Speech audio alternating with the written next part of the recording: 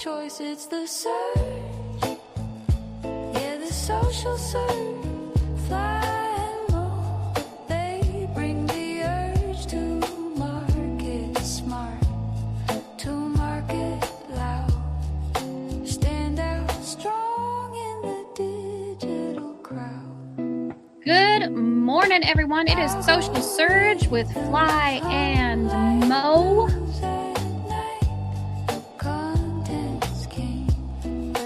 I'm Mo Regalado. Coming to you from Spokane, Washington.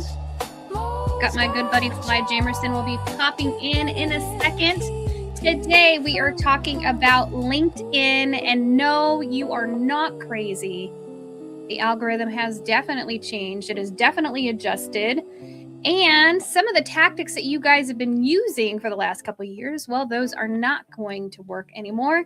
And we've got just the thing that you're going to need to be able to adjust it. And I know now some of you on some of the other platforms, you're like, I don't care. I don't like LinkedIn. That's fine. That's fine. You don't have to like LinkedIn. But we do find that a lot of people transact through LinkedIn. They find their target audience there. And LinkedIn is definitely changing. It is no longer what we used to think of it as, is just a place to throw up your resume and make those industry connections. Let's see. We've got, it's our good buddy, Allison Weiss. Oh my gosh. Good morning from San Diego to Nashville. How was San Diego, my friend? I hope you enjoyed it. I know I miss that place a lot. If you didn't know, originally from that area, and have been gone now for 26 years, but I still call San Diego home. It's just a great place to be. If you guys have any questions about what we're talking about today, LinkedIn didn't invent any new rules, and they just finally learned how to read your posts. They're skipping the garbage. They're staying for the real stuff. And the algorithm is 100% doing the same. So we've talked about this a little bit before. LinkedIn is actually their AI. So LinkedIn has its own language learning model. Yes, Allison. Oh my gosh. The LinkedIn algorithm has definitely changed. And I did a post about this because no, you're not crazy. Things have changed. And this isn't just from clients and stuff. Like, I'm talking to prospects who are like, what is going on with LinkedIn? I'm like, well, if you watch Social Surge, if you watch Cup of Joe, you would see that we talk about this quite a bit.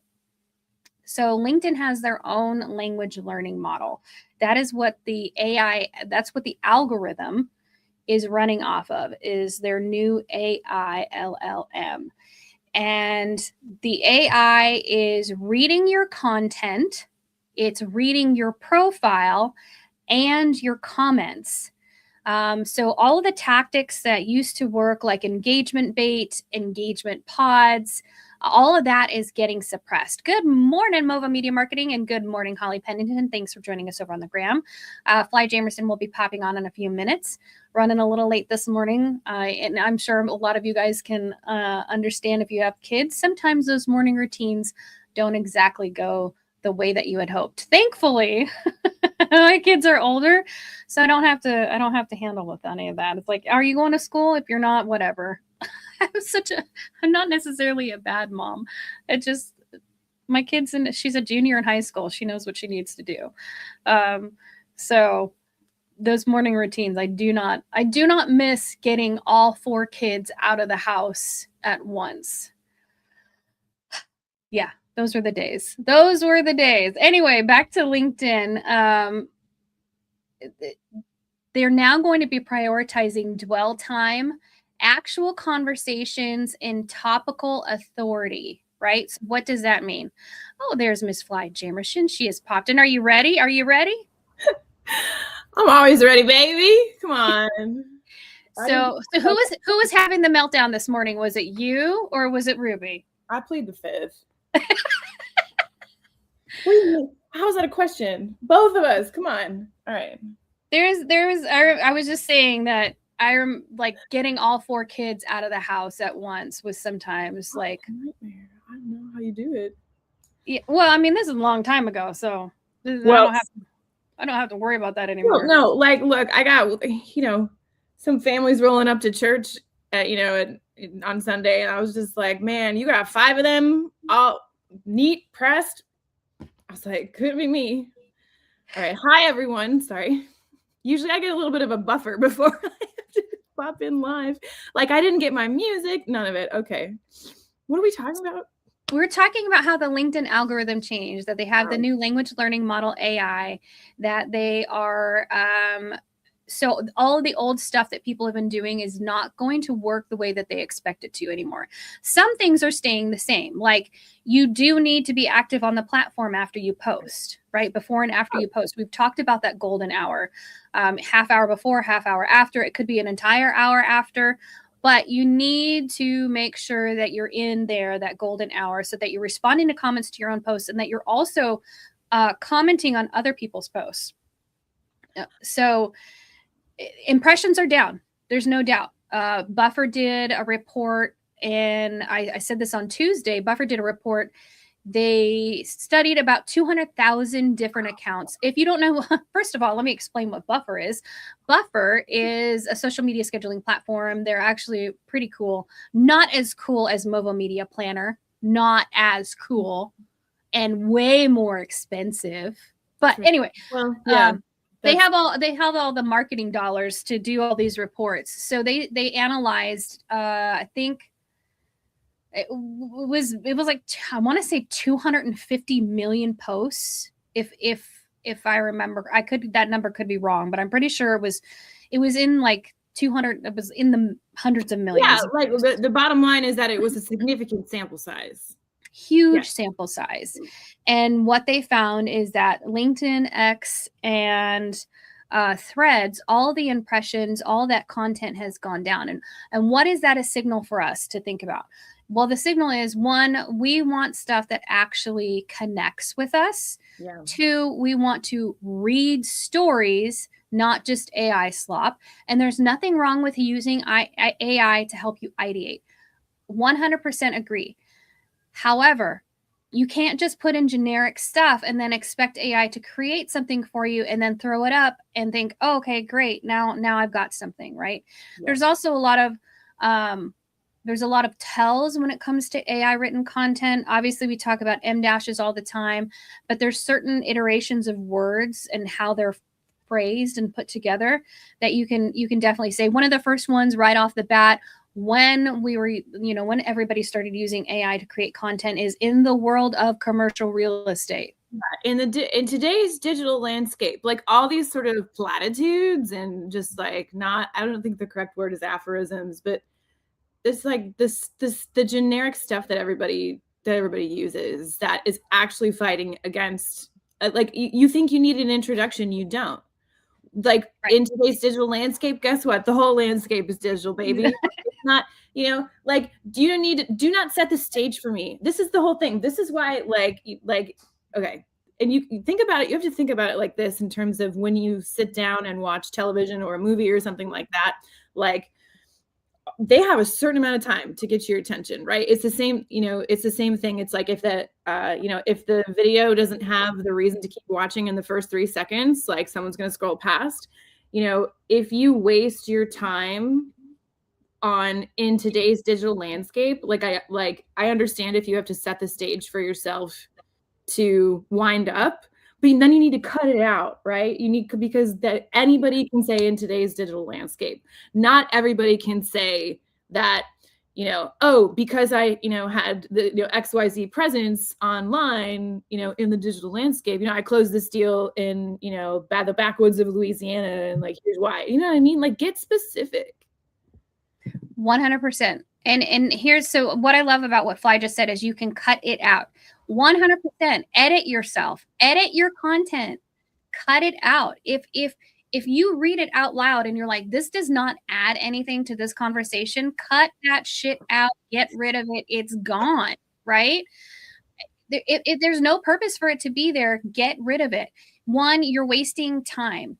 2, you're wasting your readers' time. They are not reading it anyway. We know the psychology behind how people are actually reading content, and they are doing context clues, and and they're not reading every single word. Now, if you have extra words in there just because you think it looks pretty, it's you don't need it in there. I had this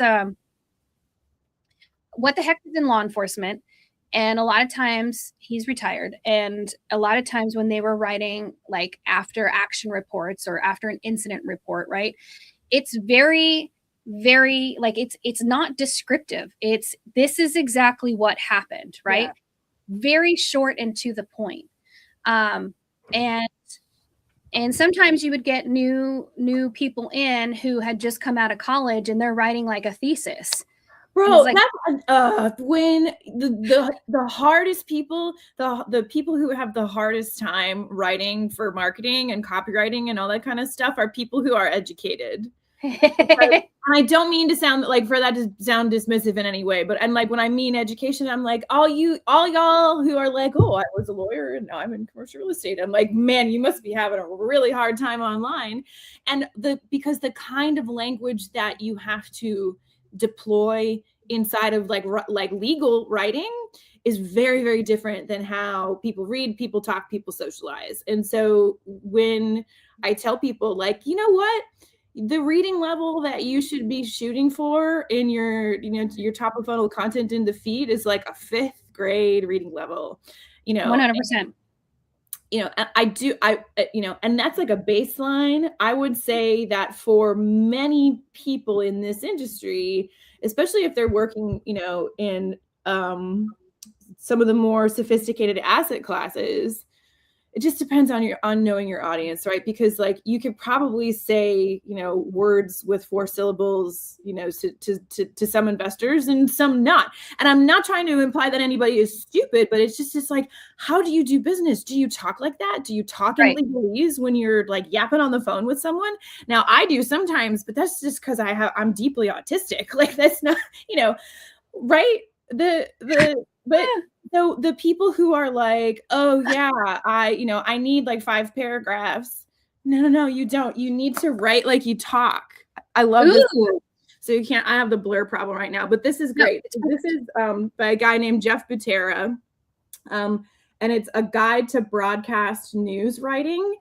And it actually, the reason I pulled this out is because it actually has a whole chapter in terms of like how law enforcement are like how they need to communicate and the different places that they need to communicate, and what you write in an incident report is different than what you say at the press conference, right? It's Correct. Not, but we're not trained for that. And so this book is I'll have to post about it. Why am I trying this?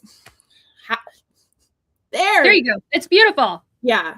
Highly recommend this book if you're someone who feels like in spoken communication, you're effective. And then when you sit down to write, it's me. That's me. You guys hear me yap every morning. And I don't know how y'all are still here. I listened to that podcast that I was on the other day and I was like, oh no. The Yona Weiss podcast was amazing. I loved it. Anyway, great resource.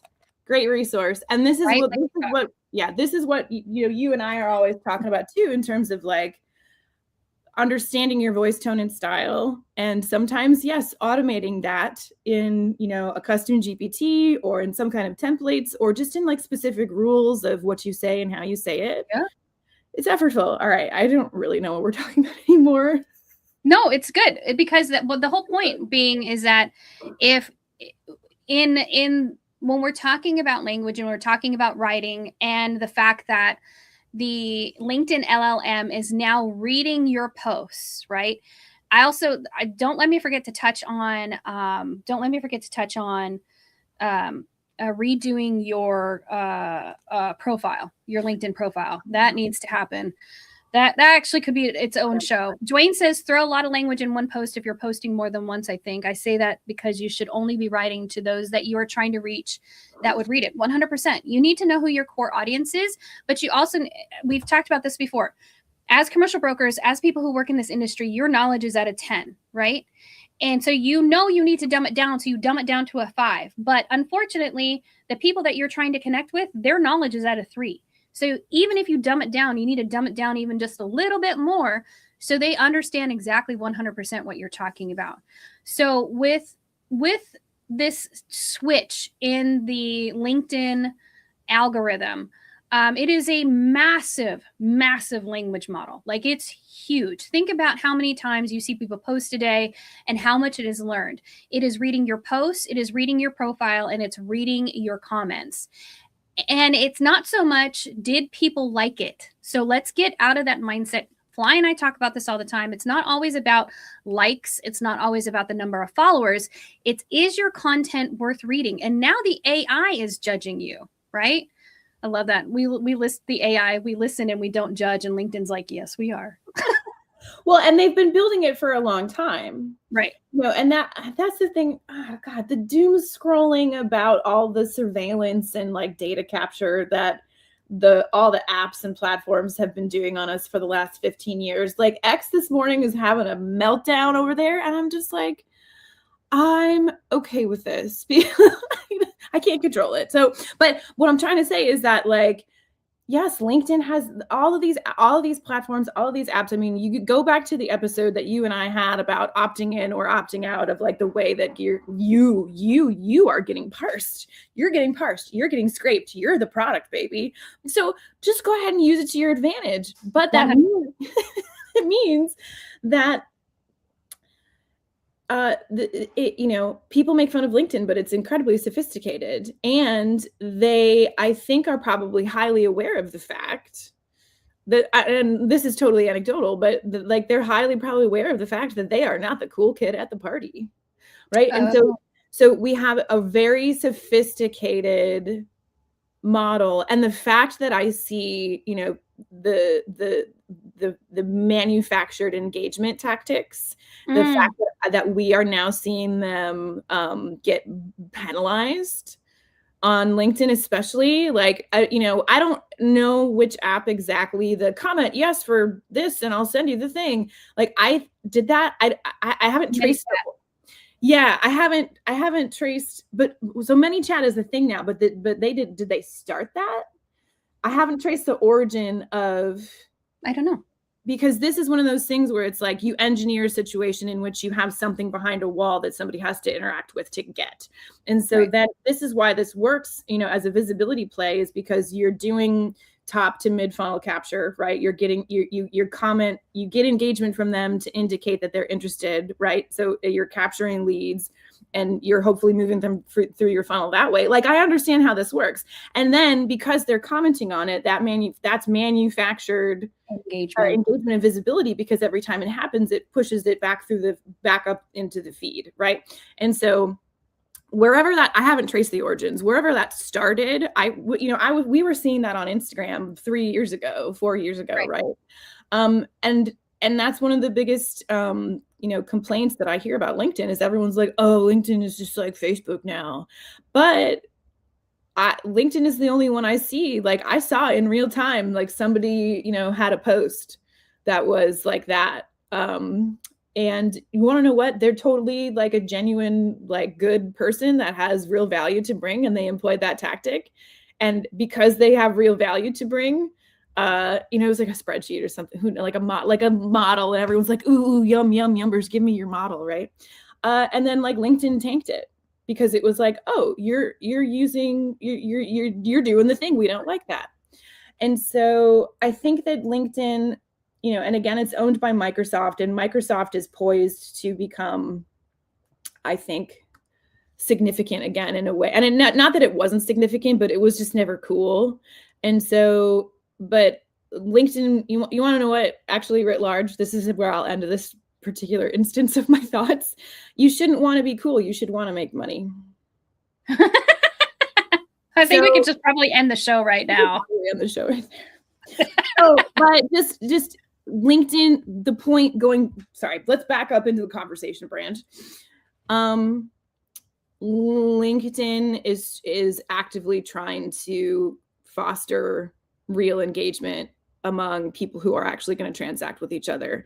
And they have a data set of looking at, where's that actually happening. It's almost like the heat maps that track, like, oh, we're all the retail centers and here's how much traffic. And like the way that we think about maps and the game board is the way that LinkedIn is thinking about us. Right. And so when I hear things, I hate it. I don't know what's wrong with me, but like every time everyone's like, oh, impressions are down. I'm like, yeah, impressions are down. They stopped showing your stuff to the bots and people in India. Yep. Good. That's Yes. great. But then, So yeah, so what's getting punished is the manufactured engagement. Engagement pods are. I've never been a fan of an engagement pod. I know I've had several people who are just like, "Oh, this is the best thing in the world." I'm like, they're not going to be the people you freaking transact with. So why in the hell are you trying to get them to engage with you? That's just like, that's a hill I will die on. Why? I would rather be in front of 100 people who I would most likely transact with than have 1,000 people who are not my target audience. Okay, so I've said it again. So external links are also, so here's the thing about external links. It does say that they do reduce reach. However, I have seen posts where people have put links in the copy of the post and they've done just fine. Now, maybe they might have done better if they had been in the first comment, but you know what? Not everybody's got time to sit there and do that. So if rule of thumb, put it in the first comment. If you don't, that's fine. You're going to be fine. Everything's going to be fine. Can we talk about this for a second though? Because so one of the things in doing my research around all this stuff this week, and you and I and many others have often talked about this, is like, why is LinkedIn playing it so close to the chest in terms of the algorithm? It's like Nikita over on X every week is like, just telling us exactly about what, what's going on. Am I saying that correctly? I don't know. Also, Nikita Buyer. Yeah. Just the product manager of X, is active on X talking about, and they open source algorithm. So with LinkedIn, it's interesting because I find, I was looking at this and everybody, all of the gurus and the people and the outlets, like all these people were talking about depth score. And I was like, what the hell is depth score? And LinkedIn has never said anything about depth score. And it's what all these all LinkedIn blogs are talking about. And so because LinkedIn's algorithm isn't open sourced in the same way, all we have is all this speculation that, you end up with things that are anecdotal where it's LinkedIn has never come out, Adam Mosseri is doing updates all the time over for Instagram, right? So we have major players who the people who are running the product are talking to the people who are using the product. LinkedIn doesn't do that. So you have all these people making up random stuff and saying things like, oh, LinkedIn punishes, external links. So this is what I want to talk about with this. The reason that you have these outliers like that is, one, the content is probably still good. You know what I mean? The content is still worth looking at, because the reason people say that external links tank it is because they take people off of the platform, right? So if you actually look at the function of how this is working as an algorithmic measure, what's happening is it reduces dwell time, right? So that's actually all that we're talking about. It's not that links are bad or there's bad juju with the hashtags. It's not like that. It's do they have a reason to read the thing long enough so that when they click the link, it doesn't matter if you put it in the first comment, because if you put it in the first comment, all that's doing is encouraging dwell time. This is what you and I, so when you see all these updates where it's like LinkedIn is this, so don't do this hashtag, don't do this URL. This is what you and I talk about in terms of looking at strategy, and why you and I are able to just move through this quickly is because we understand the actual functions behind why all that stuff is working in the algorithm. And if you go listen to some LinkedIn guru who doesn't understand how that's actually working and doesn't understand your business, you're going to be like, oh, I got to worry about my depth score, when it's not even a real freaking thing. Sorry, I didn't get a chance to settle down this morning, so I am on one. No, it's good, because so Facebook in 2016, 2017, actually might have been before that, they released how it was called a relevancy score. And they released how you got weighted for every reaction, engagement, whatever. If you got a thumbs down on a video or on content, you actually got demoted in the feed. And so imagine the way that the algorithm works. And this is not LinkedIn. I'm just explaining what the depth score could be based on how Facebook used to run their algorithm and the relevancy scores there. Yeah. So what would happen is if you got down reactions, if you got posts that you clicked on the link, somebody actually clicked, not the link, on the 3 dots and said, I don't want to see this in my feed anymore. If you got reported, that would actually demote you and your content in the feed.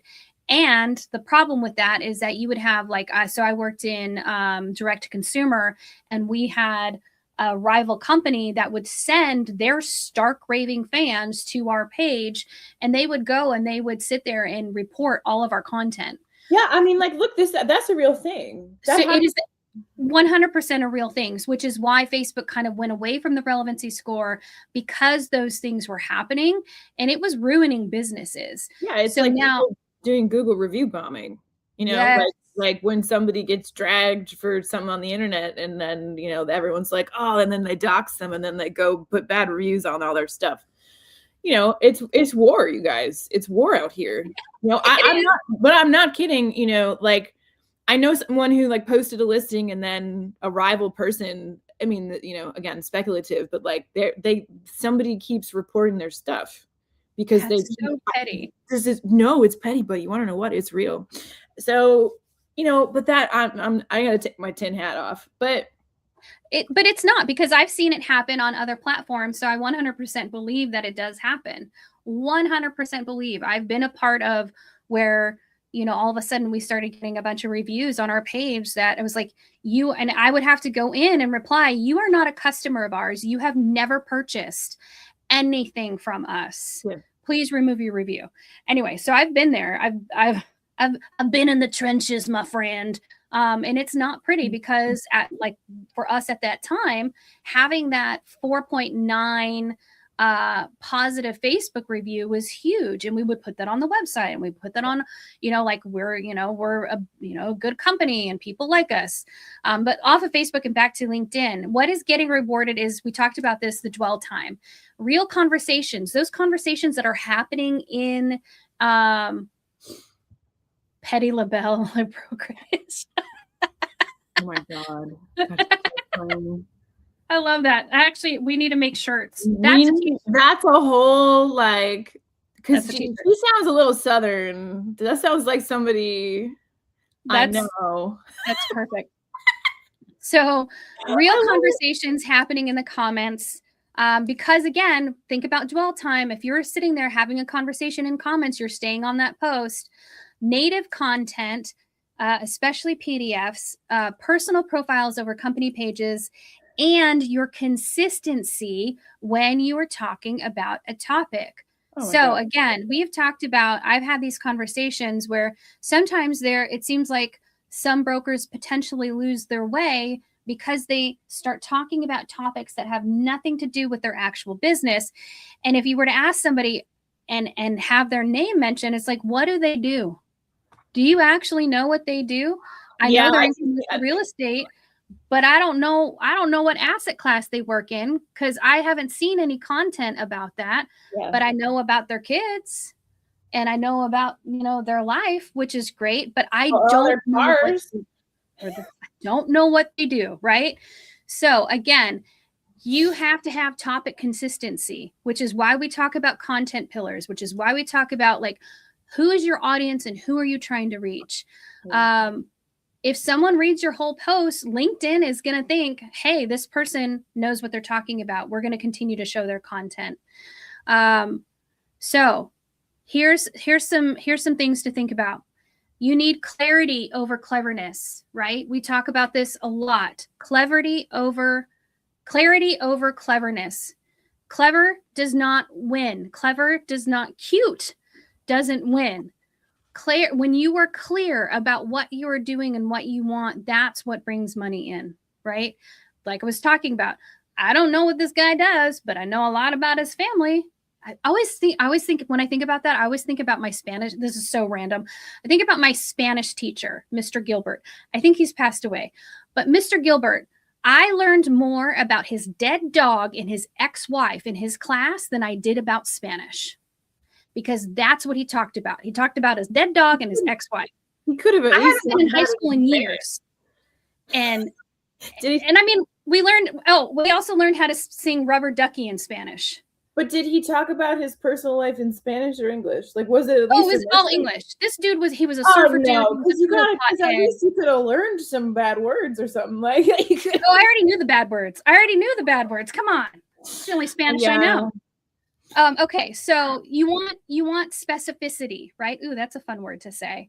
Specificity. And specificity. That's a good one. That's hard to say. You want to tell stories. Stories win. So think about, you don't want to say, I closed a deal. Talk about the story on how you freaking closed the deal. This goes back to what we were talking about in terms of, you don't need all this introduction, right? You don't need all this wind up, definitely don't write challenge, action, result, testimonial, and then leave those in the headers. Just don't do it. I do it all the time. I write out my little list, and then you just take those out. That's fine. You can edit your content. It's okay. Hey, Jonathan Papica has joined us over on the gram. Good morning, Jonathan Papica. So here's another thing for you guys to look at. For your funnel, right? We talk about the funnel all the time. Your cold audience is definitely going to need a hook. So if you are trying to attract a cold audience, yes, you're going to need a hook. If you have a warm audience, lead with value. And if your audience knows who you are, just say the damn thing, right? They're not expecting you to bring them in with a hook. They're not expecting you to lead with value because you've already done that. It's like people who watch Gary Vaynerchuk, right? Do we need a hook anymore? No, because we freaking watch the dude because he's brought us so much value over the years that anything he says is going to be like, oh, okay, cool. This is, and we need to actually have a whole conversation about the amount of content that he and Alex Hormozy are talking about and how the algorithms are picking. It's a whole thing. I've been sending you videos on that. So here's what you want to do. You want to make sure that your content is relevant to your audience. You want to have topic consistency. Pick several topics that you're going to talk about. And over the next 90 days, pick and choose from those topics and create content based around those and start posting consistently. See what happens to the algorithm when it finally reads through what you're doing. Your followers, coolest names. Is that a comment about Jonathan Papica? Heck yeah, JPap is a goat. All right. I might be late for a meeting. Oh my gosh, seriously? Yeah. Oh, okay. It's my fault. I'm just perpetually late right now because we're holding it down. We're holding it down, baby. So last but not least, the last thing that we want you guys to do is, if nothing else, spend 15 minutes a day on the platform. Make meaningful comments, not great post or 100% or whatever. Actually make something, add an insight, ask a question, share an experience. What happens here is that people go click on your profile to find out who you are. And then your inbound comes from your outbound, right? Your inbound comes from your outbound because you connected with them in some way that they now want to connect with you. I think the other thing we want to mention too is that for everybody who has all that BS in their DMs, start deleting all of that content junk in there. And there's a reason behind that. The more you leave those DMs unanswered, the more that the algorithm thinks that you are not active on the platform. So delete them. You don't have to respond, but just get rid of that crap out of your inbox. This is so real. This is like, why there's some psychology of this too, in terms of like, you don't want to look like you read it and deleted it. You don't want to block somebody. You don't want to remove the connection because you're worried about what it's going to, oh my God, what a waste of time. So I probably about once a month, I get a question from somebody that's like, oh, do I have to accept their like friend request if I don't want it? And I'm like, what are you talking about? No, just reject. If it's not, you guys need some focus, you know what I mean? And don't worry about what other people think. How many times has an owner told you to F off and hung the phone up on you, okay? channel that energy. Say That's no. right. I don't know. So the algorithm didn't change. Your audience hasn't either. You just can't fake it anymore. Y'all need to start being real on the platforms. And if you have any questions about this, we'd be more than happy to answer in the school group.